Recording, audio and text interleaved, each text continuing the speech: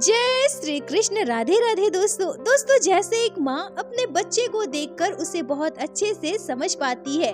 बच्चे के चेहरे को देखकर एक माँ समझ जाती है कि उसके बच्चे की मनोस्थिति क्या है। वो खुश है, उदास है, कुछ कहना चाहता है या फिर कुछ छुपा रहा है या उसके सामने कोई परेशानी है। यहाँ तक कि एक नवजात बच्चा जब बोलना भी नहीं जानता फिर भी उसकी माँ अपने बच्चे को बखूबी समझती है। और दोस्तों यह हर रिश्ते के लिए कहा जाता है, जहाँ प्रेम हो वहाँ कुछ बताने की आवश्यकता नहीं होती। हर बात मुंह से बताकर ही समझाई जाए ये जरूरी नहीं है। चेहरे के भाव से भी वो इंसान आपको अच्छे से समझ लेगा जो आपसे सच्चा प्रेम करता हो। ठीक वैसे ही लड्डू गोपाल के भक्त होते हैं। लड्डू गोपाल के भक्त जो नित्य बाल गोपाल की सेवा करते हैं वो अपने लल्ला के चेहरे के भाव से ही समझ जाते हैं कि उनके लड्डू गोपाल को क्या चाहिए, उनके लड्डू गोपाल की क्या खाने की इच्छा हो रही है, उनके लल्ला को कौन सी पोशाक पहननी है। वो सारी अनुभूतियाँ एक भक्त को अपने लड्डू गोपाल को देखकर ही हो जाता है। लड्डू गोपाल के चेहरे को देखकर भक्त अपने लड्डू गोपाल के भाव को समझ जाते हैं। परंतु दोस्तों कई बार ऐसी परिस्थिति होती है जब लड्डू गोपाल अपने भक्तों को निरंतर संकेत देते हैं परंतु भक्त अज्ञानतावश ठाकुर जी के उन संकेतों को समझ नहीं पाता और फिर बाद में लड्डू गोपाल से ही शिकायत करते हैं कि हे लल्ला, आप मेरे साथ कोई लीला क्यों नहीं करते, क्यों मुझे अपने होने की अनुभूति नहीं करवाते। हे मेरे लड्डू गोपाल, मैं ये कैसे समझूंगी कि आपको किस चीज की आवश्यकता है। आप हमारे घर में साक्षात विराजित है भी या नहीं, आपने हमारी सेवा को स्वीकार किया भी है या नहीं, ये मैं कैसे जानूंगी लल्ला। और दोस्तों आज ऐसी ही एक सत्य लीला मैं आप लोगों के साथ शेयर करने वाली हूँ जिसे सुनकर आप सभी के रोंगटे खड़े हो जाएंगे। जब लड्डू गोपाल के संकेतों को भक्त समझ ना पाई तब ठाकुर जी ने अपने भक्त के साथ ऐसी कौन सी लीला की। और दोस्तों यह घटना इसी वर्ष 16 नवंबर 2024 की है। सुनकर हैरान हो जाओगे कि अभी कुछ ही दिनों पहले इस कलयुग में इस धराधाम में लड्डू गोपाल ने अपने भक्त के साथ इतनी बड़ी लीला कर दी। साथ ही साथ यह भी गौर कीजिए कि यह वीडियो आप देख रहे हैं, आप तक यह वीडियो पहुंचा है तो कहीं ये आपके लड्डू गोपाल का संकेत तो नहीं है, ये आपके ठाकुर जी का संकेत भी हो सकता है।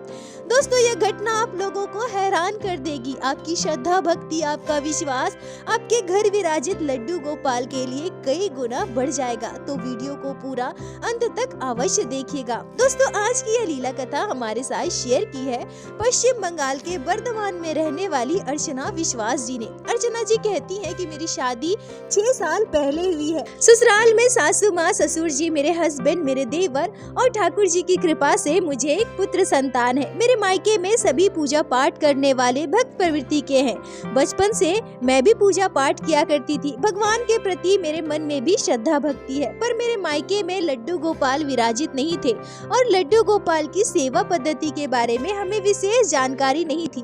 पर जितना हमें पता था, जितना हमें सुना था, उसके अनुसार हमें यही लगता था कि लड्डू गोपाल की सेवा बहुत कठिन होती है क्योंकि प्रत्येक दिन लड्डू गोपाल की नित्य सेवा करनी होती है। सुबह जगाने से लेकर रात को सुलाने तक लड्डू गोपाल को नहलाना, उन्हें 4 पहर का भोग लगाना, ये सब कुछ सुनकर हमें बड़ा कठिन लगता था। मेरे मायके में हमारे घर के आसपास भी किसी के घर लड्डू गोपाल विराजित नहीं थे तो लड्डू गोपाल की सेवा कैसे होती है यह हमने साक्षात किसी के घर पर नहीं देखा था, बस हमने सुना था।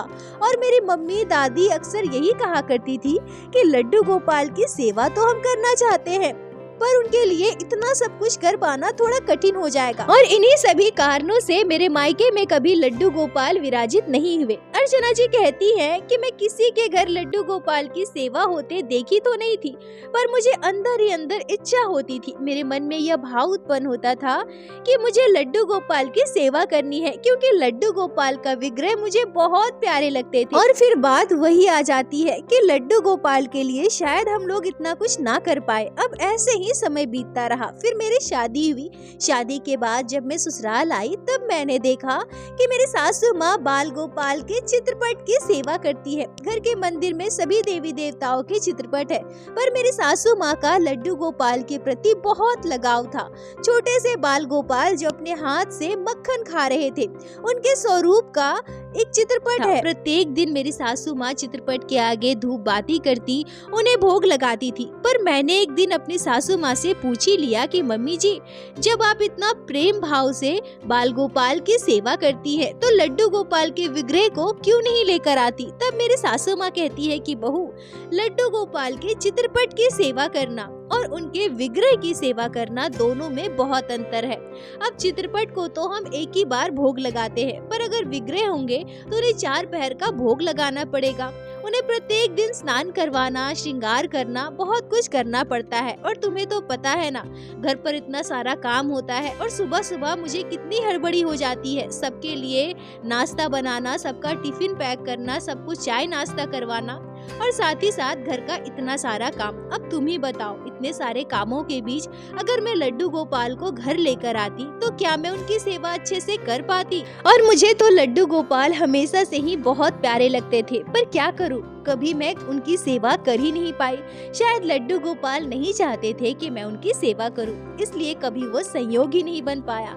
अब अर्चना जी कहती हैं कि जब मेरी सासू माँ ने ऐसा कहा तो मैंने अपने आप तुरंत अपने सासू माँ से कह दिया कि मम्मी जी, अब तो मैं आ गई हूँ ना, अब तो हमारे घर लड्डू गोपाल की सेवा हो सकती है। अब हम दोनों मिलकर घर का काम करते हैं, सब कुछ मिलकर जल्दी से हो जाता है। सुबह सुबह जल्दी घर के काम भी खत्म हो जाते हैं। तो अब हम अपने घर लड्डू गोपाल को लेकर आए क्या? हम दोनों मिलकर लड्डू गोपाल की सेवा करेंगे। अर्चना जी कहती हैं कि जब मेरी सासू माँ से मैंने ऐसा कहा तो मेरी सासू माँ तुरंत मान गई और बहुत खुश भी हो गई, क्योंकि उनके मन में तो हमेशा से ही लड्डू गोपाल के प्रति बहुत प्रेम था।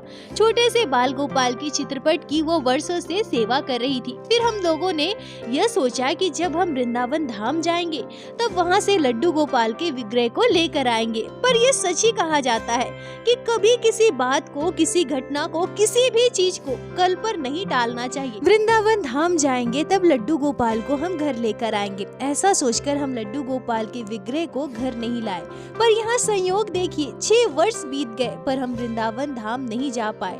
वो संयोग ही नहीं बन पाया। हर बार कोई न कोई बाधा आ जाती, हर बार जाते जाते हमारा जाना कैंसिल हो जाता। ऐसे ही 6 वर्ष बीत गए और 6 वर्षों तक हम लड्डू गोपाल की सेवा से वंचित रहे। इसी बीच मेरे बेटे का जन्म हुआ और जब हमारा वृंदावन धाम जाना नहीं हो पा रहा था तो हमने कई बार यह भी सोचा कि हम यहीं बाजार से लड्डू गोपाल के विग्रह को लेकर आते हैं।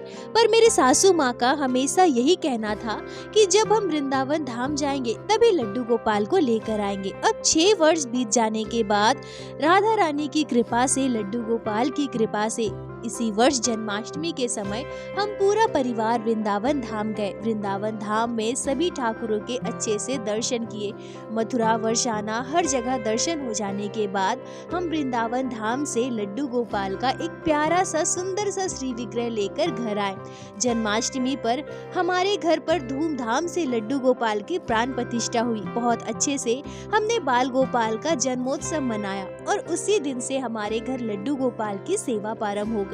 दोस्तों, अर्चना जी कहती हैं कि दीदी, जब से लड्डू गोपाल हमारे घर आए तब से मैं YouTube पर लड्डू गोपाल की सेवा से जुड़ी वीडियो देखा करती थी, क्योंकि हमें बाल गोपाल की सेवा की ज्यादा जानकारी नहीं है। YouTube पर वीडियो देख देख कर ही हम लड्डू गोपाल की सेवा बहुत अच्छे से करते हैं। कोई विशेष तिथि हो या फिर छोटा मोटा कोई भी त्योहार जो हमें अपने लड्डू गोपाल के साथ मनाना चाहिए, उन सारी विशेष तिथियों की जानकारी तो हमें नहीं हो पाती है और आसपास किसी के घर लड्डू गोपाल की सेवा भी नहीं होती जो हमें सुनने को मिले।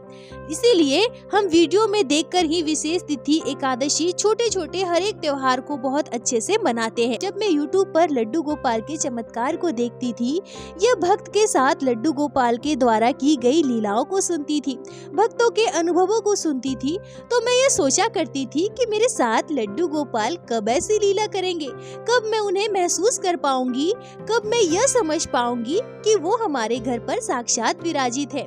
उन्होंने मेरी सेवा को स्वीकार किया है। बाल गोपाल हमारी सेवा से संतुष्ट है और मैं अक्सर यह अपनी सासू माँ से कहा भी करती थी। तब मेरी सासू माँ मुझसे कहती है कि बहू, अभी तो कुछ ही दिनों पहले लड्डू गोपाल हमारे घर आए हैं ना, तुम परेशान मत हो, एक न एक दिन लड्डू गोपाल अपने होने की अनुभूति जरूर करवाएंगे और लड्डू गोपाल जरूर लीला करेंगे। और मुझे तो अब भी पूर्ण विश्वास है कि लड्डू गोपाल ने हमारी सेवा को स्वीकार भी कर लिया है और वो हमारे घर पर विराजित भी है। अर्चना जी कहती है कि मेरी सासू माँ बाल गोपाल पर पूर्ण विश्वास करती है और मुझे भी हमेशा यही समझाती है कि लड्डू गोपाल पर पूर्ण विश्वास करो। अब ऐसे ही कुछ महीने बीत गए, पर अभी कुछ ही दिनों पहले 2024 इसी नवंबर के महीने में मेरे साथ बाल गोपाल ने एक बहुत बड़ी लीला कर दी। अर्चना जी कहती हैं कि अभी कुछ ही दिनों पहले मैं YouTube पर वीडियो देख रही थी। तभी वीडियो देखने के दौरान मेरे सामने एक वीडियो आता है जिसमें यह बताया जा रहा था कि क्योंकि ठंड प्रारंभ हो गई है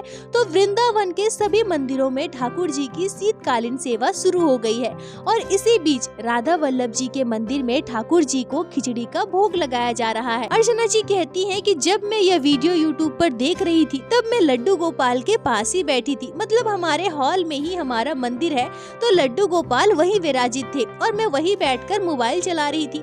अब जब मैं उस वीडियो को देख रही थी तभी वीडियो में बताया जा रहा था कि राधा वल्लभ जी में जो खिचड़ी की प्रसाद तैयार की जाती है वो रात्रि के 2 बजे से ही बनना प्रारंभ हो जाता है। बड़े बड़े चूल्हों में बड़े बड़े बर्तनों में खूब अच्छे से स्वादिष्ट खिचड़ी बनाई जाती है। उसमें ढेर सारा मावा, ढेर सारा ड्राई फ्रूट्स और ऊपर से ढेर सारी घी डाली जाती है जिससे कि खिचड़ी का स्वाद और भी बढ़ जाता है। खिचड़ी का प्रसाद राधा वल्लभ जी को लगाया जाता है और मंगला के बाद खिचड़ी भोग भक्तों के बीच बांटी जाती है। अब जब मैंने यह वीडियो देखा तभी मेरे मन में यह भाव आया कि मैं भी एक दिन अपने लड्डू गोपाल के लिए ऐसे ही ढेर सारा ड्राई फ्रूट्स, ढेर सारा मावा, घी डालकर खिचड़ी बनाऊंगी और मैं अपने लल्ला को खिचड़ी का भोग लगाऊंगी। अब जैसे कि उस समय वीडियो में बताया गया था कि ठंड के मौसम में ठाकुर जी को ढेर सारी घी, मावा, ड्राई फ्रूट्स डालकर खिचड़ी बनाकर भोग लगाना चाहिए।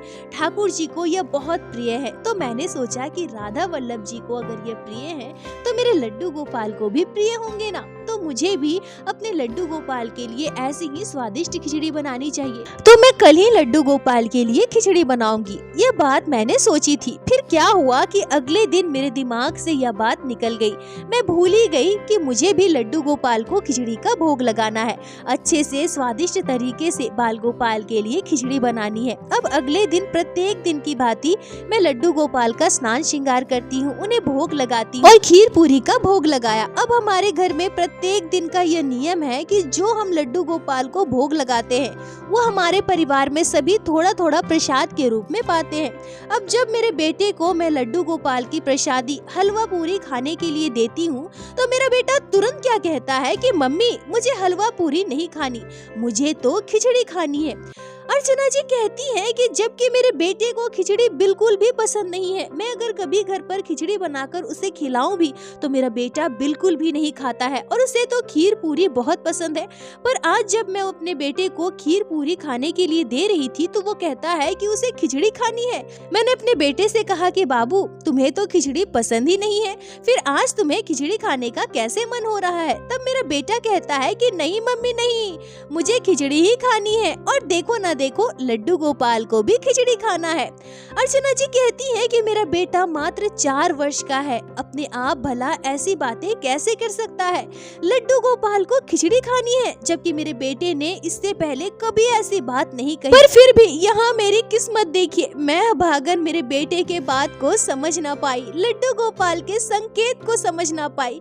मैं ये समझ नहीं पाई कि मेरा बेटा तो बहुत छोटा है, अपने आप ये सारी बातें कह ही नहीं सकता है, जरूर इसमें लड्डू गोपाल का संकेत होगा। मुझे यह बात भी याद नहीं आई कि मैं तो लड्डू गोपाल के लिए खिचड़ी का भोग बनाने वाली थी। मैंने अपने बेटे को समझाया, कहा कि बाबू ठीक है, मैं आपके लिए बाद में खिचड़ी बना दूंगी, अभी आप ये हलवा पूरी खा लो। पर मेरे बेटे ने हलवा पूरी खाई ही नहीं, जबकि उसे हलवा पूरी बहुत पसंद है।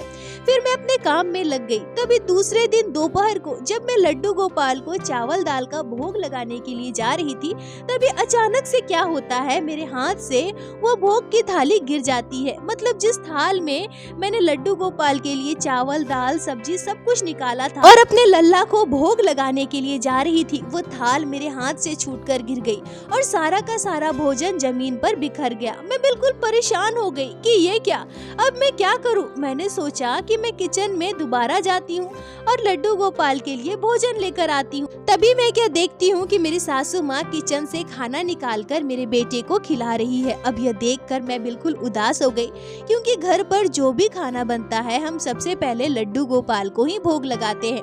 अब जब कोई घर का अन्य सदस्य उसमें से खाना निकाल कर खा ले तो उसके बाद हम वो भोजन लड्डू गोपाल को भोग नहीं लगाते, क्योंकि हम लोग उसे झूठा मान लेते हैं।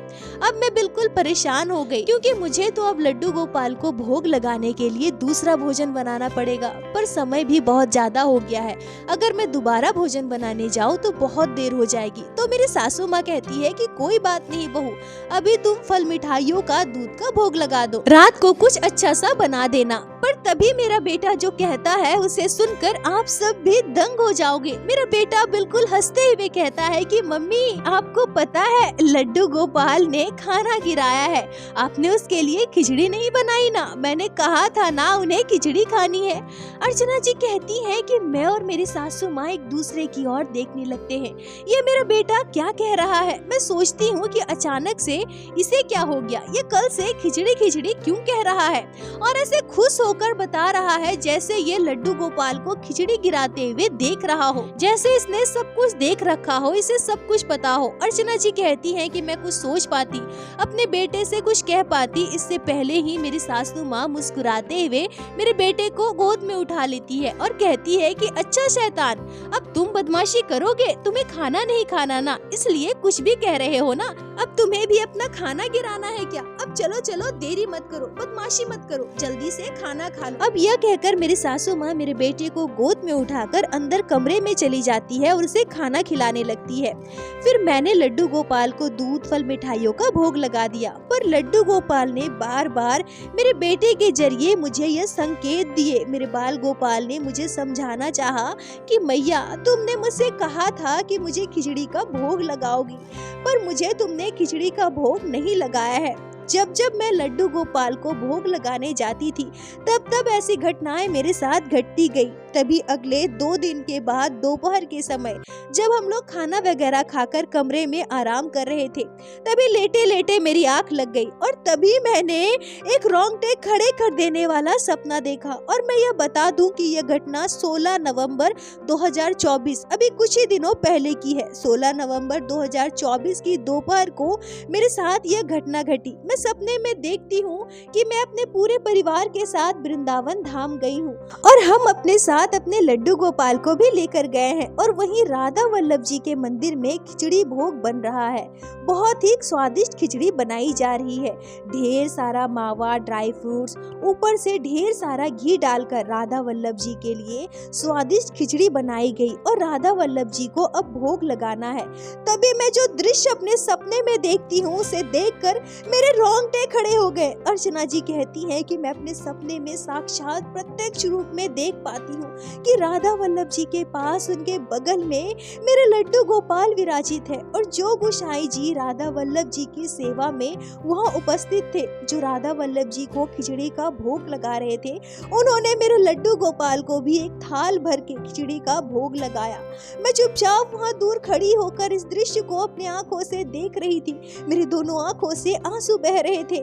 इतने में ही मैं सोचती हूँ कि यह मेरा परम सौभाग्य है, मैं कितनी भाग्यवान हूँ जो राधा वल्लभ जी के मंदिर में, इतने बड़े मंदिर में ठाकुर जी के साथ मेरे लड्डू गोपाल विराजित है और राधा वल्लभ जी के लिए जो खिचड़ी का भोग बनाया गया है वो राधा वल्लभ जी के साथ साथ मेरे लड्डू गोपाल को भी लगाया जा रहा है। ये अद्भुत दृश्य देखकर मैं बस रोए जा रही थी। तभी उसी समय मैंने अपने सपने में जो अद्भुत दृश्य देखा उसे याद कर आज भी मेरे रोंगटे खड़े हो जाते हैं।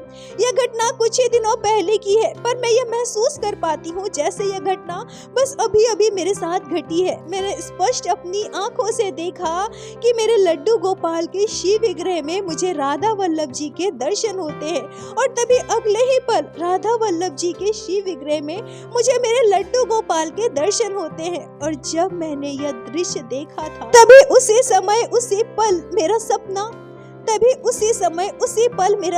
टूट गया। मेरी आंखों से झरझर आंसू बह रहे थे।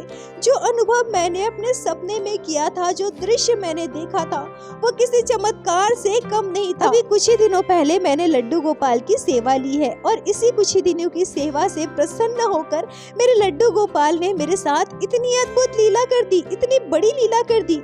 मैंने तो यह सपने में भी कभी नहीं सोचा था। और तभी उसी पल मुझे एक बात याद आई। तुरंत उसी समय मेरे दिमाग में यह बात आया कि अरे, मैंने तो उस दिन लड्डू गोपाल के लिए खिचड़ी बनाने का सोचा था। मैं तो उस दिन बोली थी कि मैं अपने लड्डू गोपाल के लिए ढेर सारा ड्राई फ्रूट्स मावा डालकर स्वादिष्ट खीर बनाऊंगी, जिसमें ढेर सारा घी भी डालूंगी। बिल्कुल वैसे ही खिचड़ी बनाऊंगी जो राधा वल्लभ जी के मंदिर में बनाई जाती है और मैं अपने लड्डू गोपाल को भोग लगाऊंगी। पर मैं यह बिल्कुल भी भूल गई थी। अर्चना जी कहती हैं कि मुझे यह समझने में बिल्कुल भी देर न लगी कि मेरे सपने का कारण क्या है। और तभी संयोग देखिए, मेरे साथ एक के बाद एक कैसी घटनाएं घटती है। तभी उसी वक्त तुरंत मुझे मेरे बेटे की बात याद आती है। मेरा बेटा जो पिछले दिनों से खिचड़ी खाने की बात कर रहा था, जबकि उसे खिचड़ी तो बिल्कुल भी पसंद नहीं है और उसने लड्डू गोपाल को खिचड़ी का भोग लगाने की भी बात कही। उसने मुझसे खुद कहा कि मम्मी, लड्डू गोपाल को खिचड़ी खानी है। मतलब मेरे कान्हा ने कई तरीकों से मुझे कई संकेत दिए, पर जब मैं उनके संकेतों को समझ ना पाई तब मेरे लड्डू गोपाल स्वयं राधा वल्लभ जी के मंदिर पहुंच गए खिचड़ी का भोग लगाने और मुझे उन्होंने इस दिव्यता के दर्शन भी दिए। मेरे कान्हा ने मुझे स्पष्ट समझाया कि मैया, तूने तो कहा था मुझे खिचड़ी का भोग लगाओगी, मेरे लिए राधा वल्लभ जी के मंदिर की तरह स्वादिष्ट खिचड़ी बनाओगी, पर तूने मुझे खिचड़ी का भोग नहीं लगाया। मैया, ठंड के मौसम में मुझे भी खिचड़ी खाने की इच्छा होती है। मैया, मुझे खिचड़ी अत्यंत प्रिय है। अर्चना जी कहती है कि अगले दिन सुबह सुबह उठकर मैं सबसे पहले यह बात अपनी सासू माँ से कहती हूँ। इस पूरी घटना को सुनकर मेरी सासू माँ बहुत प्रसन्न थी, बिल्कुल हैरान थी। उनकी आंखों से आंसू छलक गए। जब मेरे ससुराल में सभी को इस घटना के बारे में पता चला तो सभी बिल्कुल हैरान थे और साथ ही साथ बहुत प्रसन्न भी थे। और उसी दिन मैंने अपने लड्डू गोपाल के लिए स्वादिष्ट खिचड़ी बनाई और बिल्कुल उसी पद्धति से बनाई जैसा मैंने वीडियो में देखा था और अपने बाल गोपाल को खिचड़ी का भोग लगाया। और यहाँ एक और अद्भुत घटना देखिए। उस दिन जब मैंने लड्डू गोपाल को खिचड़ी का भोग लगाया और उसके बाद भोजन प्रसादी मैंने अपने बेटे को दी, तो मेरा बेटा, जिसे बिल्कुल भी खिचड़ी पसंद नहीं है, उस दिन मेरे बेटे ने भी खिचड़ी खाई। और उस दिन मेरे बेटे ने एक और बात कही, मम्मी, लड्डू गोपाल ने खिचड़ी खा ली। लड्डू गोपाल को खिचड़ी बहुत पसंद आई। अर्चना जी कहती हैं कि मेरे बेटे की बातें सुनकर हम यह महसूस करते हैं, हम यह मानते हैं कि लड्डू गोपाल मेरे बेटे के मुख में विराजित होकर हमसे बातें करते हैं, हमारे साथ लीलाएं करते हैं। और मेरे लड्डू गोपाल ने मेरे साथ जो अद्भुत लीला की उसे मैं आजीवन नहीं भूल सकती। अब तो ठंड का मौसम चल रहा है और कुछ दिनों पहले जब मेरे साथ यह घटना घटी तब से मैं लड्डू गोपाल के लिए ठंड में स्वादिष्ट स्वादिष्ट भोजन बनाकर बाल गोपाल को भोग लगाती हूँ। लड्डू गोपाल को खिचड़ी अत्यंत प्रिय है। ठंड के मौसम में तो मैं भी अपने लड्डू गोपाल को समय समय पर खिचड़ी का भोग लगा रही हूँ। अर्चना जी, आपका बहुत बहुत धन्यवाद जो आपने इस अद्भुत लीला को हमारे साथ शेयर की, जिसे मैं हमारे चैनल के माध्यम से बाकी सारे भक्तों तक पहुंचा सकी। अपना साथ और प्यार ऐसे ही बनाए रखें। दोस्तों, हमारे लड्डू गोपाल भक्त के भाव से ही रीझ जाते हैं। कोई फर्क ही नहीं पड़ता कि आप कितने वर्षों से लड्डू गोपाल की सेवा कर रहे हैं। अगर आपके मन में बाल गोपाल के प्रति प्रेम है, अगर आप पूर्ण श्रद्धा भाव से लड्डू गोपाल की सेवा करते हैं, तो मात्र कुछ ही दिनों की सेवा से लड्डू गोपाल आपसे रीझ जाएंगे। और यह तो आप भी जानते हैं कि पता नहीं लड्डू गोपाल भक्त के किस भाव से रीझ जाए और आपके साथ भी ऐसी अद्भुत लीलाएं कर दे। तो दोस्तों, आप लड्डू गोपाल के संकेतों वीडियो को समझिए, बाल गोपाल की लीलाओं पर विश्वास कीजिए और अपने लड्डू गोपाल की सेवा उनके संकेत के अनुसार ही कीजिए। और दोस्तों, इस घटना पर आपके क्या विचार है, आपकी क्या राय है, कमेंट में जरूर बताएं। मुझे आप सभी के कमेंट का इंतजार रहता है। और प्रत्येक दिन की भांति लीला कथा के अंत में मैं आप सभी भक्तों से हाथ जोड़कर प्रार्थना करती हूँ, ठाकुर जी की भक्ति कीजिए, लड्डू गोपाल की सेवा कीजिए, नाम जाप कीजिए और एक बार मेरे साथ प्रेम से कहिए, बोलो बांके बिहारी लाल की जय, लड्डू गोपाल की जय, जय जय श्री राधे। दोस्तों, यदि आप लोगों को आज की यह लीला कथा अच्छी लगी हो, आपके हृदय को स्पर्श की हो, तो कृपया वीडियो को लाइक कर अपने दोस्तों के साथ शेयर अवश्य करें, जिससे बाकी भक्त भी लड्डू गोपाल की इस अद्भुत लीला कथा का श्रवण कर सके। और हमारे चैनल को सब्सक्राइब करें, जिससे प्रत्येक दिन आप लोग हमारे चैनल पे श्री बांके बिहारी श्री लड्डू गोपाल की अद्भुत लीला कथाएं श्रवण कर सके। दोस्तों, यदि आपके जीवन में घटी हो कोई भी चमत्कारी घटना या लड्डू गोपाल ने कभी भी की हो कोई भी लीला जिसे आप हमारे साथ शेयर करना चाहते हैं, तो कृपया हमें इंस्टाग्राम पे मैसेज करें, हम आपसे कांटेक्ट करेंगे और आपकी उस लीला कथा को हमारे चैनल पे बाकी सारे भक्तों के साथ शेयर अवश्य करेंगे। लड्डू गोपाल की कृपा आप पर और आपके पूरे परिवार पर बनी रहे। राधे राधे दोस्तों।